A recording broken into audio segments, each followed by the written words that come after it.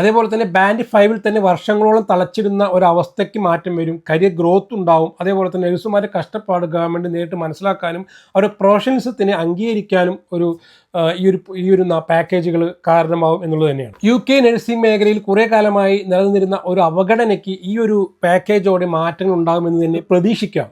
നിങ്ങളൊരു UK വരേണ്ടി ആഗ്രഹിക്കുന്ന ഒരു നഴ്സാണ്, നഴ്സ് സ്റ്റുഡൻ്റ് ആണെങ്കിൽ നിങ്ങൾക്കും ഇതൊരു, സത്യം പറയുകയാണെങ്കിൽ നിങ്ങൾക്കിതൊരു എന്താ പറയുക, ഒരു ഒപ്റ്റിമിസ്റ്റിക് ആയിട്ടുള്ള ഒരു ന്യൂസ് തന്നെയാണ്. കാരണം വേറെ ഒന്നും കൊണ്ടല്ല, ഇത് പ്രഖ്യാപനത്തിൽ വരികയും ഈ പ്രഖ്യാപനം നിലവിൽ വരികയാണെങ്കിൽ തീർച്ചയായിട്ടും റിവ്യൂ ഒക്കെ ചെയ്യുന്ന സമയത്ത് നഴ്സുമാരുടെ കഷ്ടപ്പാടുകൾ ഗവൺമെൻറ് മനസ്സിലാവുകയും ഈ റിക്രൂട്ട്മെൻറ്റിൻ്റെ ആവശ്യകതയെക്കുറിച്ച് ബോധവാന്മാരാവുകയും തൽഫലമായിട്ട് ബജറ്റിൽ പുതിയ എമൗണ്ട് ഗവൺമെൻറ് എന്ത് ചെയ്യും, NHSലോട്ട് റിക്രൂട്ട്മെൻറ്റിന് വേണ്ടി ഫണ്ട് കൊടുക്കുകയും റിക്രൂട്ട്മെൻറ്റ് പുനഃസ്ഥാപിക്കപ്പെടുകയും UK വേണ്ടി ആഗ്രഹിക്കുന്ന 10,000-കണക്കിന് നമ്മുടെ മലയാളികളായിട്ടുള്ള നഴ്സ് സുഹൃത്തുക്കൾക്ക് UK വരാനും ഇതൊക്കെ ഒരു കാരണമാകുമെന്ന് തന്നെ നമുക്ക് പ്രതീക്ഷിക്കാം. ഈ മാറ്റങ്ങളൊക്കെ, ഈ പാക്കേജൊക്കെ എപ്പോൾ മുതൽ പ്രാബല്യത്തിൽ വരുമെന്ന് നമുക്ക് അറിയില്ല. അത് ഗവൺമെൻറ്റിനെ കുറിച്ച് പറഞ്ഞിട്ടില്ല. അത് അറിയുന്നവർക്ക് നിങ്ങൾ അറിയിക്കുന്നതായിരിക്കും. ഇതേപോലെയുള്ള UK ലേറ്റസ്റ്റ് ആയിട്ടുള്ള അപ്ഡേറ്റ്സ്, അതേപോലെ UK നഴ്സിംഗ് റിക്രൂട്ട്മെൻറ്റിനെ കുറിച്ചുള്ള കാര്യങ്ങളൊക്കെ അറിയണമെങ്കിൽ ദയവായിട്ട് നമ്മുടെ ചാനൽ ഒന്ന് സബ്സ്ക്രൈബ് ചെയ്യും.